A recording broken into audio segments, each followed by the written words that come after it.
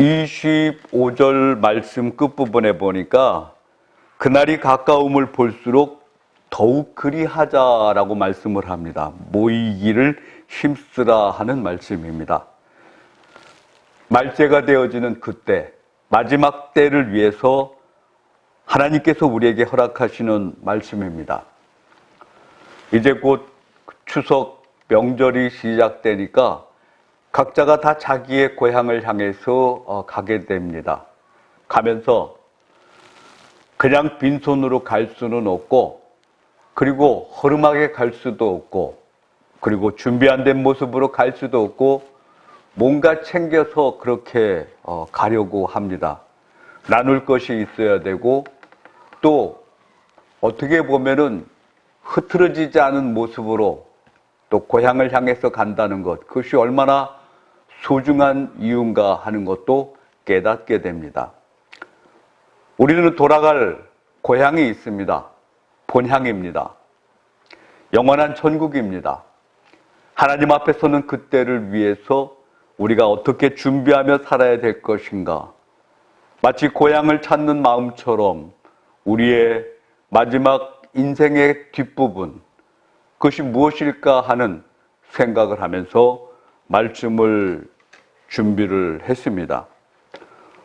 우선은 그날이 가까울수록 준비를 하는 그것이 어떤 것인가 하는 것을 알게 되는데, 한마디로 죄를 가지고는 하나님 앞에 갈 수가 없습니다. 죄를 가지고는 하나님 앞에 설 수가 없다는 말씀입니다.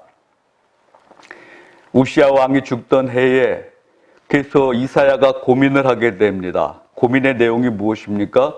그때 내가 말하되 화로다 나여 망하게 되었도다.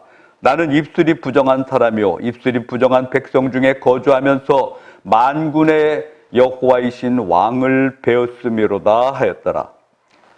어떤 고민이었습니까? 우시야가 성전에서 기도를 하고 있던 그때입니다. 그래서 환상을 보게 되는데, 스랍들이 각기 6날개가 있어서 둘로는 자기의 얼굴을 가리고 둘로는 자기의 발을 가리고 둘로는 날면서 서로 화답하면서 거룩하다 거룩하다 거룩하다 만군의 여호와여 그의 영광이 온 땅에 충만하더라. 문지방에 터가 요동을 하며 성전에 연기가 충만한 이런 가운데 하나님의 옷자락을 보게 되었던 겁니다. 내가 본즉 주께서 높이 들린 보좌에 앉으셨는데 그의 옷자락은 성전에 가득하였고, 하나님의 옷자락을, 성전에 가득 찬 하나님의 옷자락을 보게 된 겁니다. 그랬더니 이사야가 마음에 충격이 왔습니다. 나는 망하게 되었다. 화로다 나여 망하게 되었다. 나는 입술이 부정한 사람이요 나는 입술이 부정한 백성 중에 거주하면서 만군의 여호와이신 하나님을 배웠음이라. 고민을 하고 있는 그때에 스랍 중에 하나가 와서 부젓가락으로 제단에서 집은 바 핀숯을 손에 가지고 내게로 날아와서 그것을 내 입술에 대며 이르되 이것이 내 입에 닿았으니 내 악이 체하여졌고 네 죄가 사하여졌느니라 말씀을 합니다. 이사야의 고민이 무엇입니까? 죄악 중에 있으면서 하나님을 배웠기 때문에 고민을 했습니다. 그 고민의 주체가 무엇입니까? 화로다 나여 망하게 되었도다. 죽게 되었다는 말씀이에요. 그랬을 때 천사 중에서 핀숯을 가지고 와서 그래서 내게로 날아와 내 입술에 대면서 내 악이 취하여졌다. 그렇게 얘기를 듣게 됩니다. 두말할 것도 없이 핀숯이라는 것, 그것은 아마도 분명히 십자가를 의미하지 않겠습니까? 구약시대에는 죄를 가지고 있기 때문에 그 죄를 가지고는 하나님 앞에 나아갈 수가 없다라는 분명한 생각을 가지고 있었습니다. 한 흑인 아이가 있었습니다. 근데 그 흑인 소년이 어느 날은 어디서 콜라병 그 조각을 가지고 와서 피부를 벅벅 긁어대기 시작합니다. 그러면서 그 피부가 까져서 피가 나오고 있는데, 근데도 불구하고 계속 긁는 이유가 무엇이겠습니까? 놀림을 당했던 모양입니다. 그래서 그 놀림을 당한 그것이 싫어서 피부에 검은 색깔이 벗겨지라고 콜라병을 가지고 콜라병 조각을 주워서 그리고는 피부를 긁고 있었습니다. 피부가 아무리 긁는다고 유리 조각을 가지고 긁는다고 해서 피부가 하얀 살이 나오겠습니까? 눈으로 보여지는 것은 그러할진데 우리가 죄에 대해서 심각함을 알아야 됩니다. 모든 사람이 죄를 범하였음에 하나님의 영광에 이르지 못하더니 말씀을 합니다. 죄를 짓지 않은 사람은 아무도 없습니다. 그렇지만 그 죄를 해결을 해야 하나님 앞에 갈 수 있고 해결을 해야 영원한 천국을 향해서 가게 됩니다. 마치 고향을 찾는 이들이 준비되지 않은 발걸음으로 찾을 수가 없듯이 그래서 뭔가 정돈되고 뭔가 준비된 모습으로 고향을 찾는 발걸음을 돌리게 되듯이 우리가 하나님 나라를 향해서 가면서 우리는 죄를 가지고 갈 수는 없습니다. 근데 그 해결 안 되는 죄가 어떻게 해결됐는가 하는 것을 말씀을 하는데 예수님께서 십자가에서 고난을 당하실 때 마태복음 27장에 보니까 이에 성소 휘장이 위로부터 아래까지 찢어져 둘이 되고 땅이 진동하며 바위가 터지고 라고 말씀을 합니다. 성소 휘장이 찢어졌다는 것은 무엇을 말씀을 합니까? 출애굽기 26장에는 그 휘장을 갈고리 아래에 늘어뜨린 후에 증거궤를 그 휘장 안에 들여놓으라. 휘장이 너희를 위하여 성소와 지성소를 구분하리라 말씀을 하셨습니다. 성소와 지성소를 구분하리라. 그 휘장이 들려져 있었는데 예수님께서 십자가에서 고난을 받으시면서 그래서 우리의 죄를 대속하실 때 성전에 되어졌던 일입니다. 성소 휘장이 위에서부터 아래로 쭉 찢어져서 그래서 둘이 되었다 하고 말씀을 합니다. 성소를 막고 있던 휘장이 찢어짐으로 인해서 예수님께서 십자가의 고난을 당하실 때 성소 휘장이 찢어졌다는 것은 무엇을 말씀을 합니까? 이제는 예수님의 십자가로 말미암아 하나님과 사람 사이에 가로막힌 모든 죄가 해결이 되었다라는 말씀입니다. 십자가를 통해서 예수님을 통해서 하나님 앞에 나아갈 수가 있었던 겁니다. 구약에서 이사야는 고민을 했습니다. 내가 죄악 중에 거하면서 하나님을 뵀다고 그렇게 탄식을 하면서 입술이 부정한 사람이고 부정한 백성 중에 거주하면서 하나님을 배웠다. 나는 망했다, 죽었다라고 그렇게 탄식을 하지만 그러나 예수님의 십자가를 의지하면 어떻게 됩니까? 예수님의 십자가를 의지하면 앞으로 나아갈 수가 있게 됩니다. 19절 말씀해 보니까 그러므로 형제들아 우리가 예수의 피를 힘입어 성소에 들어갈 담력을 얻었나니 말씀을 합니다. 성소에 들어갈 담력은 무엇입니까? 성소에 들어갈 자격이요 그리고 성소에 들어갈 준비가 되었다는 말씀입니다. 요한복음 6장에는 내 살은 참된 양식이요 내 피는 참된 음료로다. 내 살을 먹고 내 피를 마시는 자는 영생을 가지고 마지막 날에 내가 그를 다시 살리리라 약속을 하셨습니다. 내 피와 내 살을 먹는 것은 무엇을 이야기를 합니까? 예수의 이름을 고백한 자들을 이야기를 합니다. 주님의 말씀대로 사는 자들을 이야기를 합니다. 하나님의 백성임을 고백한 자들을 이야기를 합니다. 그들로 말미암아 그 믿음으로 예수님의 십자가로 말미암아 앞으로 나갈 수 있는 담력을 얻었다는 말씀입니다. 그렇다면 성소에 들어갈 수 있는 자들은 어떻게 살아야 됩니까? 말씀을 보니까 22절에는 우리가 마음의 뿌림을 받아 악한 양심으로부터 벗어나고 몸은 맑은 물로 씻음을 받았으니 참마음과 온전한 믿음으로 하나님께 나아가자 말씀을 합니다. 선한 양심을 가져야 됩니다. 우리가 마음의 뿌림을 받아 악한 양심으로부터 벗어나고 한마디로 선한 양심을 가지라는 말씀입니다. 몸은 맑은 물로 씻음을 받았다. 참마음과 온전한 마음으로. 선한 양심이라는 것은 무엇을 이야기를 합니까? 빌립보서 2장에는 그것을 곧 너희 안에 이 마음을 품으라 곧 그리스도 예수의 마음이다 하고 가르쳐 줍니다.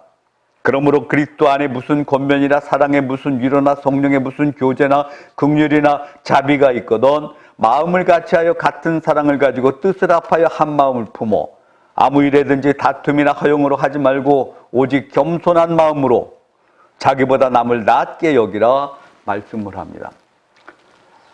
선한 양심이 되면은 보일 것이 보이기 시작합니다. 선한 양심을 갖고 살아야 됩니다. 마음이 맑지 못하면은 앞이 보이질 않습니다.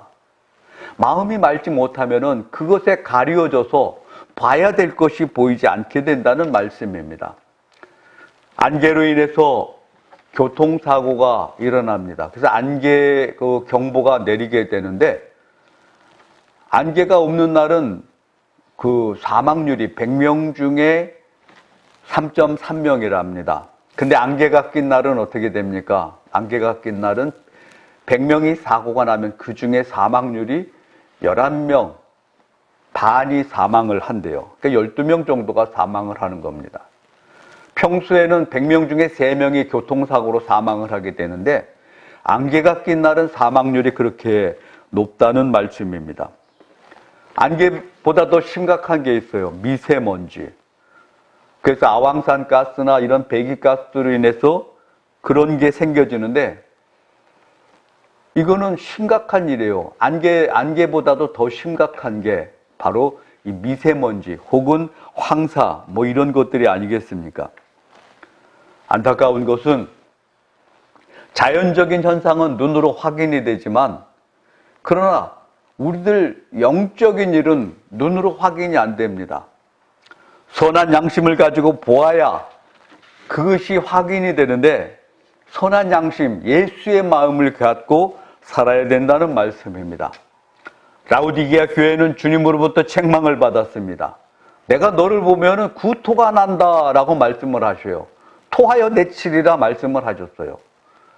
라오디게아 내용이 무엇입니까? 밖으로는 아주 화려한 지역이 바로 라오디게아 지역입니다.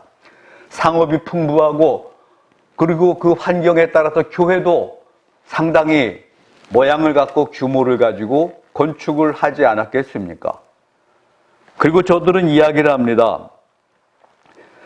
내가 말하기를 나는 부자라 부요하여 부족한 것이 없다 하나 내 곤고한 것과 가련한 것과 가난한 것과 눈먼 것과 벌거벗은 것을 알지 못하는도다. 실제 자기들은 부유하고 또 넉넉하고 부족할 것이 없다고 이야기를 하지만 내용은 어떻게 됩니까? 내 곤고한 것, 가련한 것, 가난한 것, 눈먼 것, 벌거벗은 것. 내가 너를 권하노니 불로 연단한 금을 사서 부요하게 하고 흰옷을 사서 벌거벗은 수치를 보이지 않게 하고 안약을 사서 눈에 발라 보게 하라 말씀을 합니다. 불로 연단한 금이라는 것은 무엇을 말씀을 합니까? 십자가에서 대속하신 예수 그리스도의 보혈을 이야기를 합니다. 흰옷을 사서 벌거벗은 수치를 면하라라고 말씀을 하는데 흰옷이라는 것은 바로 믿음의 행위를 이야기를 합니다.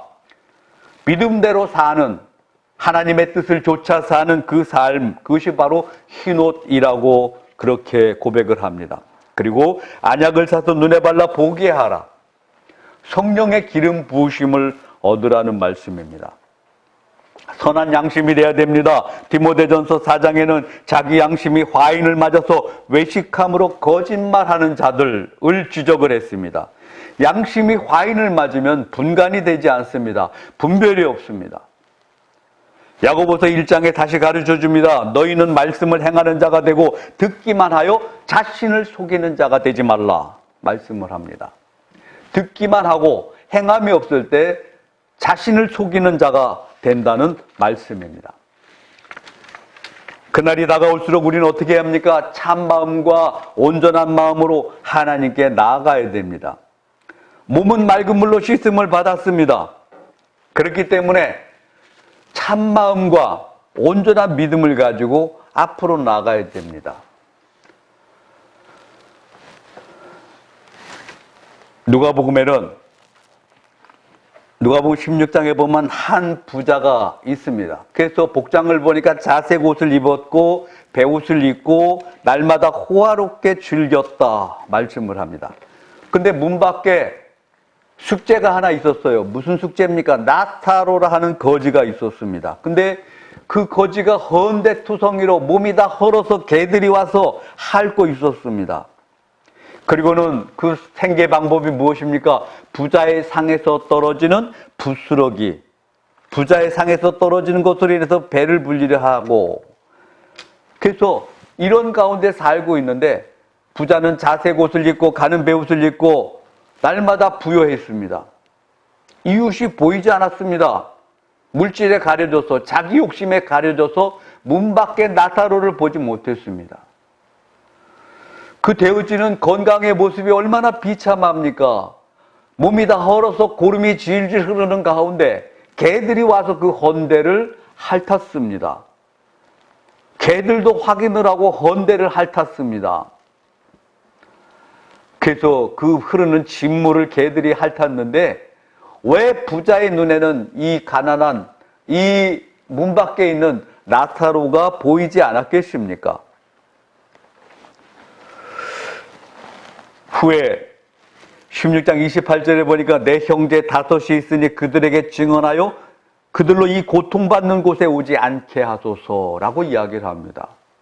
부자도 죽었습니다. 나타로도 죽었습니다. 나타로는 아브라함의 품에 안겼고 부자는 어떻게 됩니까? 뜨거운 그 가운데 불구덩이 가운데 있으면서 나타로를 보내서 내 입술에 손가락 끝에 물을 찍어서 내 입술에 묻혀달라고 할 정도로 비참한 장소에 부자는 가게 됩니다. 그러면서 결국 거기에 가서 형제들이 생각이 납니다. 내 형제 다섯이 있으니 그들에게 증언하여 그들로 하여금 이 고통받는 곳에 오지 않게 하소서. 부자가 그 고통받는 곳에 갈 수밖에 없었던 이유가 무엇입니까? 마음에 너무 많은 것이 끼었습니다. 마치 라오디게아 교회처럼 나는 부자라 부유한 자라 하면서 실상은 내 벌거벗은 것과 내 초라한 것과 비참한 것을 알지 못하는 그러한 존재가 바로 부자였던 겁니다. 나는 부족한 것이 없다고 하면서 곤고하고 가련한 것이 바로 부자의 모습이었던 겁니다. 여러분, 영원히 갖고 있을 수 있는 것, 영원히 변치 않는 것, 이것이 가장 중심이 돼서 살아야 됩니다. 이 세상에는 세 가지가 영원합니다. 성삼위 하나님께서 영원하십니다. 그리고 하나님의 말씀이 영원합니다. 그리고 사람의 생명이 영원합니다. 누구라도 하나님의 말씀 앞에 있으면서 말씀의 평가를 받게 되고 그 하나님의 말씀에 의해서 산 자는 하나님을 모시고 하나님 뜻대로 산 자는 하나님께서 계신 영원한 천국으로 갈 것이고 하나님의 말씀을 무시하고 자기 멋대로 살고 자기가 주인이 돼서 살았던 자들, 너무나 많은 것이 끼어서 마치 안개가 낀 것처럼 황사가 낀 것처럼 미세먼지가 낀 것처럼 볼 것을 보지 못하고 산 인생, 그 인생의 끝부분은 누구도 보장할 수 없는 그러한 대접을 받게 됩니다. 나타로가 적어도 부자의 문 밖에 살면서 그 비참함을 무엇으로 달랬겠습니까? 오직 주님의 위로만 기다리고 있던 인생이 바로 나타로가 아니겠습니까? 개들이 와서 그 헌대를 핥을 정도로 비참한 나타로가 있었는데 왜 부자의 눈에는 그 나타로가 보이지 않았습니까? 베드로전서 3장에는 물은 예수 그리스도께서 부활하심으로 말미암아 이제 너희를 구원하는 편이 곧 세례라. 이는 육체의 더러운 것을 제하여 버림이 아니요 하나님을 향한 선한 양심의 간군이라 말씀을 합니다. 디모데전서 3장에는 이 교훈의 목적은 청결한 마음과 선한 양심과 거짓이 없는 믿음에서 나오는 사랑이다 라고 말씀을 합니다. 헤로디아의 일로 인해서 헤롯을 책망하던 세례 요한이 있었습니다. 저는 예수님보다 6개월 먼저 이 땅에 태어난 자입니다.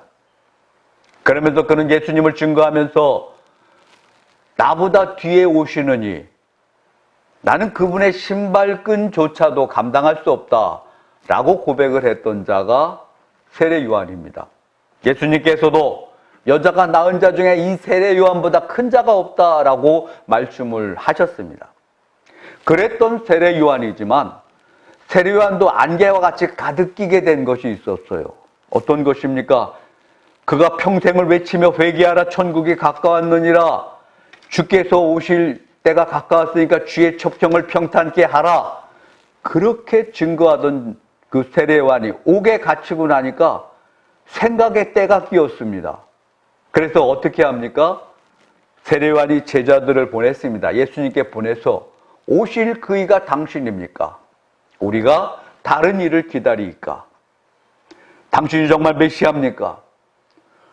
세례 요한이 그렇게 입이 침이 마르도록 외쳤던 메시아 것만, 그리고 나는 그분의 신발끈조차도 감당할 수 없다고 그렇게 이야기를 했었는데 왜 세례 요한의 마음이 이렇게 흐려졌습니까? 옥에 갇혔습니다. 헤롯이 그를 잡아서 옥에 가뒀고 저의 생명이 어떻게 유지될지 모르는 긴박한 상태입니다. 생명의 위험을 받고 죽음으로부터 두려움을 얻게 되니까 분간이 되지 않는 겁니다. 그래서 결국은 제자들을 보내서 오실 그이가 당신입니까? 당신이 메시아입니까? 아니면 우리가 다른 일을 기다려야 됩니까? 그렇게까지 질문을 했던 겁니다. 여러분, 이 질문에 대해서 예수님께서 뭐라고 그러셔요? 맹인이 보며 못 걷는 사람이 걸으며 나병 환자가 깨끗함을 받으며 못 듣는 자가 들으며 죽은 자가 살아나며 가난한 자에게 복음이 전파되라 말씀을 합니다. 너희는 가서 듣고 본 것을 요한에게 알리되 맹인이 보며 못 걷는 사람이 걸으며 나병 환자가 깨끗함을 받으며 귀먹은 사람이 들으며 죽은 자가 살아나며 가난한 자에게 복음이 전파된다 하라 말씀을 합니다. 여러분, 듣지 못하면 혼란이 오게 됩니다. 믿음은 들음에서 나며 들음은 하나님의 말씀으로 인해서 시작이 됩니다. 영화 대부가 기억이 납니다. 그 대부에서 말론 브란도가 평소에 행동이 가벼운 큰아들 소니에게 이야기를 합니다. 아들아, 너는 들어야 할 말을 할 때는 말할 때는 말을 하고 말을 해야 할 때는 입을 다물고 있는구나. 들어야 할 때는 자기 소리를 하고, 그리고 말을 해야 될 때는 벙어리가 돼버리는 이 소니를 보면서 말론 브란도가 그렇게 이야기를 합니다. 결국 큰아들 소니는 큰아들이지만 대부의 자리를 이어받지 못합니다. 처신에 문제가 있었던 겁니다. 우리 신앙인도 역시 마찬가지 아니겠습니까? 들어야 될 때 들어야 됩니다. 들어야 될 때 내가 하는 말이 수없이 내 가슴 속에 떠돌고 있다면 나는 말씀을 듣는 자가 아닙니다. 당연히 말을 해야 될 때는 말을 해야 됩니다. 어떤 순간입니까? 나의 죄를 고백을 하고 주님 앞에 무릎을 꿇고 가슴을 치면서 할 말을 해야 됩니다. 두 사람이 기도하고 있었습니다. 성전에서 기도를 하는데 세리와 부자입니다. 세리는 다만 아무 말도 못하고 가슴을 치면서 그렇게 기도를 했는데, 근데 부자는 해서는 안 될 말을 하고 있었습니다. 뭡니까? 기도는 하나님께 하는 건데 나는 이 세리와 같지 않고 나는 이 세리처럼 살지 않았고 남을 빗대서 그렇게 기도를 하게 됩니다. 기도는 자기 자신이 토해져야 됩니다. 자기 자신이 고백이 돼야 됩니다. 변명을 하고 핑계를 하는 자리는 기도가 아닙니다. 말론 브란도가 이야기했던 것처럼 너는 들어야 할 때는 말을 하고 그리고 말을 해야 될 때는 오히려 입을 다물고 있는구나. 결국 어떻게 됩니까? 대부의 자리를 동생에게 뺏기게 됩니다. 잠언 30장에 가르쳐줍니다. 내가 두 가지 일을 주께 구하였사오니 내가 죽기 전에 내게 거절하지 마시옵소서. 곧 헛된 것과 거짓말을 내게서 멀리하옵시며 나를 가난하게도 마옵시고 부하게도 마옵시고 오직 필요한 양식으로 나를 먹이시옵소서. 범죄의 내용을 미리 알고 있었습니다. 내가 배불러서 하나님을 모른다. 여호와가 누구냐 할까 하며 내가 가난하여 도둑질하고 내 하나님의 이름을 욕되게 할까 두려워함이니이다.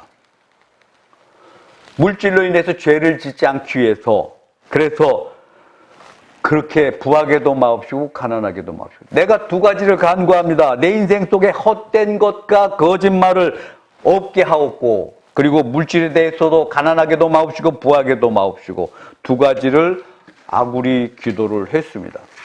참마음과 온전한 마음. 온전한 마음을 가리려면은 물질보다 내가 내 마음이 위에 있어야 되고 현실보다 주님께서 위에 계셔야 그래야 내가 참마음을 얻을 수가 있게 됩니다. 한 가지 더 찾았습니다. 어떤 것입니까? 마지막 말씀입니다. 그날이 가까울수록 모이기를 패하는 자들과 그렇게 하지 말고 어떻게 하라? 모여야 한다라는 말씀입니다. 여러분, 화롯불 속에 불씨가 있어요. 그 죄 속에 불씨를 놔두면은 밤이 새도 며칠이 지나도 유지될 수가 있지만 그 불씨를 끄집어내 갖고 맨바닥에 놔두면 어떻게 돼요? 맨바닥에 놔두면은 얼마 못 가서 시커멓게 식어버리게 됩니다. 모이기를 힘써야 됩니다. 왜 모여야 됩니까? 교회가 무엇입니까? 에클레시아라고 이야기를 합니다.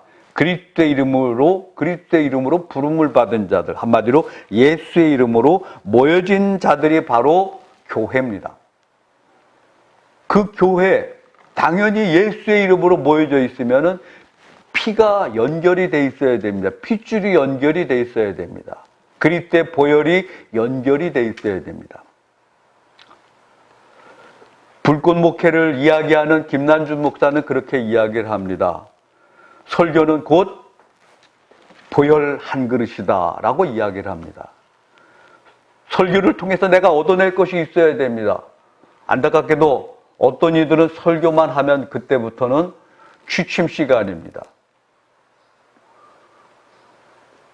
그런 사람들은 등장하는 방법도 달라요. 특공대 같이 왔다가 특공대 같이 가요.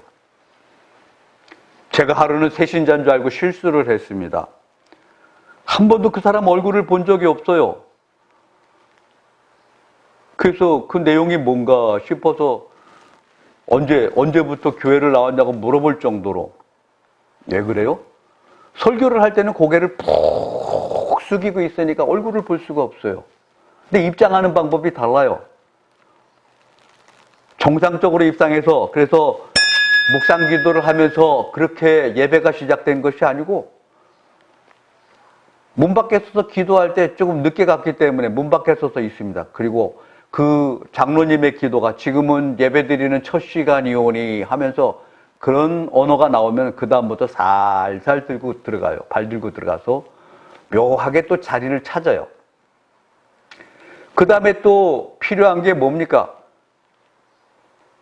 축도가 끝나기 전에 가버려요. 차가 먼저 빠지려고 그러는지 차 막힐까 봐 그러는지. 결국은 설교 내내 고개를 숙이고 있었고 입장하는 방법도 남들 눈 감고 있을 때 입장을 했고 그리고 퇴장하는 방법도 남들보다 먼저 그게 아마 축도를 안 받았으니까 조퇴가 아니겠습니까? 지갑과 조퇴를 밥 먹듯 하고 설교 때는 눈 감고 있고 그러니 목사와 눈이 마주칠 이유가 없습니다. 말씀이 전달이 안 됐던 겁니다. 저도 당황했어요. 그러셔요? 그런 분이셨어요? 얼굴이 희미할 정도로 기억이 안 나길래 그런 얘기도 했습니다. 여러분, 에클레시아가 뭐라고요? 그리스도의 이름으로 모여진 무리들. 그렇다면은 에클레시아가 성립이 되려면 어떻게 해야 됩니까? 모여야 됩니다. 모이는 자리에서 찬송이 있어야 되고 모이는 자리에서 예배가 있어야 되고 모이는 자리에서 헌신이 있어야 되고 모이는 자리에서 봉사가 있어야 되고 모이는 자리에서 나눔이 있어야 되고 교제가 있어야 되고 화롯불 속에 불씨가 화롯불 안에서는 오래 가는 것처럼 우리가 신앙을 가지고 함께 연합해서 있으면은 이 땅을 넉넉히 지나갈 수 있다는 것을 알아야 됩니다.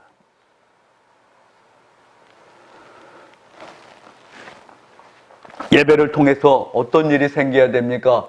에스겔 37장에 보니까 그렇게 말씀을 해요. 이에 내가 명령을 따라 대언하니 대언할 때 소리가 나고 움직이며 이 뼈 저 뼈가 들어맞아 뼈들이 서로 연결되더라 말씀을 합니다. 여러분, 예배는 능력입니다. 예배를 통해서 이 뼈 저 뼈가 맞아야 됩니다. 빗나간 양심이 맞아야 됩니다. 실망하고 어긋난 양심이 바로 맞춰줘야 됩니다. 낙심한 마음이 힘을 얻어야 됩니다. 영혼의 공사가 일어나야 되는 것이 예배의 시간입니다. 예배를 통해서 이 뼈 저 뼈가 맞아야 됩니다. 내 마음속에 갈등이 일어나고 요동치는 모습이 나타나야 됩니다. 이 긴박한 예배의 시간을 우리가 잊어버리고 있으면은 모이기를 패하는 일에 기꺼이 동의할 수가 있습니다. 모이지 않는 일에 점수를 줄 수가 있다는 말씀입니다. 그러나 모이기에 힘써야 됩니다. 하나님은 영이시니 예배하는 자가 영과 진리로 예배할지니라 말씀을 합니다. 여러분, 진리는 어디에서 나옵니까? 말씀에서 나옵니다. 믿음은 들음에서 나오는 것처럼 진리는 말씀에서 나오게 됩니다. 우리 속에 몸과 혼과 영이 있습니다.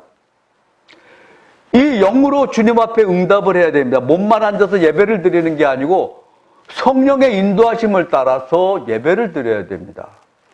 그것이 무엇입니까? 하나님은 영이시니 예배하는 자가 영과 진리로 예배할지니라. 여러분, 들어야 됩니다. 로마서 10장에 밝혀준 말씀처럼 그러므로 믿음은 들음에서 나며 들음은 그리스도의 말씀으로 말미암느니라. 제가 가장 좋아하는 성경 구절이 있어요. 한 사람이면 패하겠거니와 두 사람이면 능히 당하나니 세 겹줄은 쉽게 끊어지지 아니한다는 그 말씀입니다. 어느 추운 겨울날 두 사람의 나그네가 길을 가고 있었습니다. 그리고 너무 춥고 힘들어서 발걸음을 옮기기가 힘들 정도로 거친 바람도 불고 기온도 많이 떨어져 있는 상태입니다. 그 두 사람이 가다가 보니까 길에 한 사람이 넘어져 있는 것을 보았습니다. 쓰러져 있는 사람을 보았습니다. 두 사람의 의견이 나뉘게 됩니다. 한 사람은 그냥 가자고 하고 한 사람은 이 사람을 데리고 가야 된다라고 이야기를 합니다. 그냥 가야 된다는 사람하고 의견이 맞지 않아서 그래서 등에 없는 그 모습을 보고 한 사람은 그냥 먼저 가버렸습니다. 한참을 길을 가고 있는데 쓰러진 사람을 등에 업고 그리고 한참을 길을 가고 있는데 또 앞에 쓰러진 사람이 있었습니다. 가서 얼굴을 자세히 보니까 이 사람을 업고 가면 우리 둘 다 죽을 수밖에 없어. 나는 그냥 갈 거야. 혼자 갈 거야. 라고 이야기했던 사람이에요. 그 사람이 혼자 가면서 길에서 쓰러져 버렸던 겁니다. 그리고는 꽁꽁 얼어버린 겁니다.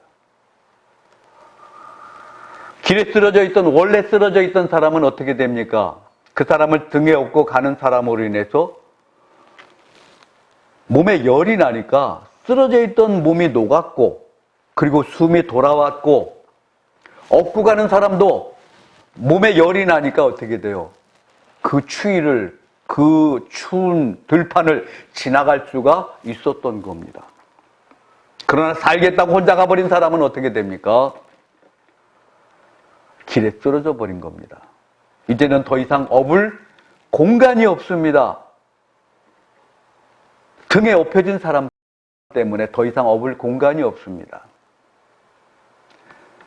주님은 우리와 함께 하셔요.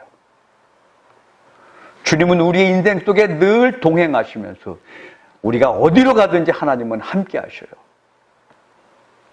그 주님의 뜻대로 사는 것, 하나님의 말씀대로 사는 것, 이것이 동행이 아니겠습니까? 내가 형통하리라. 내 길이 평탄케 되겠다. 약속하신 그 말씀처럼 인생을 감당을 할 때 하나님의 은혜를 누릴 수가 있습니다. 여러분, 세상은 요지경이라고 이야기를 합니까? 속기도 하고 속이기도 하고 도적질을 당하기도 하고 강도를 만나기도 하고 예측하지 못하는 세상입니까? 강도보다 도적질보다 더 심각한 중병을 앓기도 하고 우리는 다 인생의 들판을 지나야 됩니다.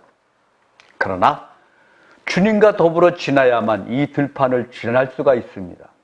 주님의 손을 꼭 붙잡고 가야만 이 들판을 지날 수가 있습니다. 때로는 억울한 일을 만날 수도 있습니다. 때로는 불공평하다고 이야기할 수도 있습니다. 그러나 절대로 주님을 붙잡은 그 손을, 십자가를 붙잡은 손을 포기하지 않고 인생의 길을 감당하는 저와 여러분의 삶이 되어지기를 간절히 축원합니다. 화평방송 구독, 좋아요 부탁드립니다. 감사합니다.